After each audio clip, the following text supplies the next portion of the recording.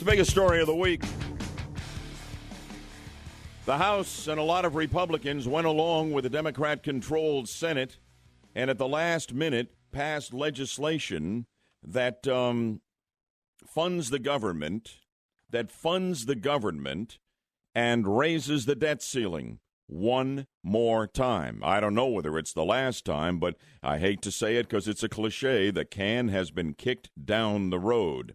One of the more surprising votes here was from Central Florida Republican Congressman District 10, Dan Webster, and he is live in the studio with the Bud Man this morning. Congressman, I know you're just back from Washington. I want to thank you for coming in and joining us here this morning. Thank you for the privilege. Good to be on, Bud. All right, let's take a look at this. Here's the way the votes came in on this. Notable names on the roll call. Marco Rubio votes no. John Mica votes no. Bill Posey votes no. Dennis Ross votes no. Dan Webster and Alan Grayson vote yes. Alan Grayson's the guy you ousted from Congress, and Alan Grayson ideologically is poles apart from Dan Webster. How in the world do you explain a yes vote that shocked me and has made a lot of our listeners pretty unhappy? Well, first of all, I think we did it for different reasons. Here's what I would tell you. This is not a surrender. It's only a truce for 90 days. The budget part of it only lasts 60 days. They met yesterday. It's the first time we've actually had a meeting with the Senate together with the House. Paul Ryan is leading our group. We have the opportunity to go in and craft a budget that, again, cuts spending. Do you think we're going to get anywhere we couldn't get with that super committee last year, or is this just going to get all bound up again and we're going to be right where we were this week next January? No, this is a real conference committee that meets. The Senate has a budget. We have a budget. And we walked into this with our number, not theirs. Our sequestered number, not theirs. We're starting at a low number. We've cut spending for the last 2 years, the first time since the Korean War that we've actually cut spending 2 years in a row. And so we're walking into this with a leg up in that they have to beat us down in order to get our number away from us. We're going to go take this number, create a budget, and then we're going to go through sequester again on January 1st. It's going to go down again.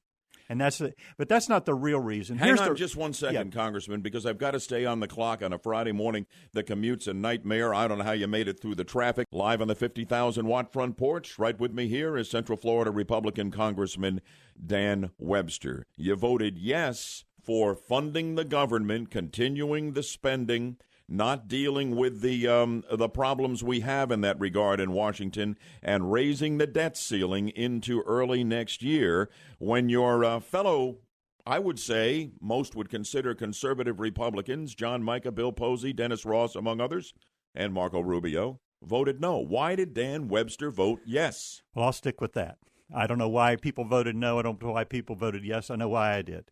I don't trust the president. You've been talking about the honor flight. If you saw what the president did with only about 15% of the government shut down, he begins punishing people, including those on the honor flights and including those that want to visit Mount Rushmore or the Grand Canyon or whatever. He punished people. I agree. It was all about inflicting the maximum amount of pain. And during the sequester, he did the exact same thing. He shut down the FAA. He was going to close all these things. He closed why not the White stand House. up to him? Okay, so here's the point. The point is this. When the day came that we would not borrow money, the entire checkbook, not 15%, the entire checkbook goes into the president's hands. He now controls mandatory spending and discretionary spending. He can spend it on whatever he did. You look, I don't trust him. He already said we're going to cut the Social Security checks. We're going to delay Medicare payments. We're going to not pay the military. We're going to not pay our debts. He would inflict punishment on people who did not need punishment. I don't trust the guy, and that's the one reason.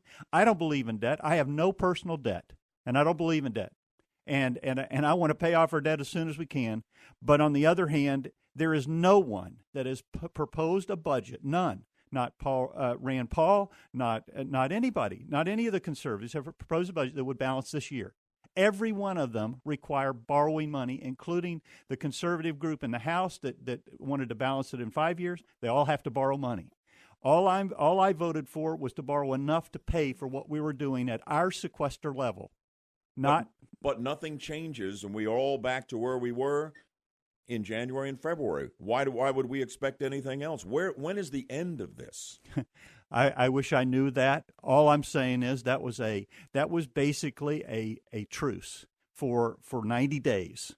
And hopefully, before no one was talking, the president wasn't dealing, and it was going to happen. He was going to be handed the checkbook, and he was going to inflict pain. He said he was.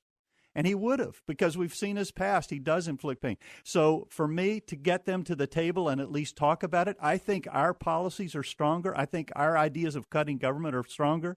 We have gone from a $1.5 trillion deficit to $600 billion. I don't like the $600 billion, but it's way better than $1.5 trillion. But the CBO suggests, and it won't be long before all of that starts going back up again unless something has changed here.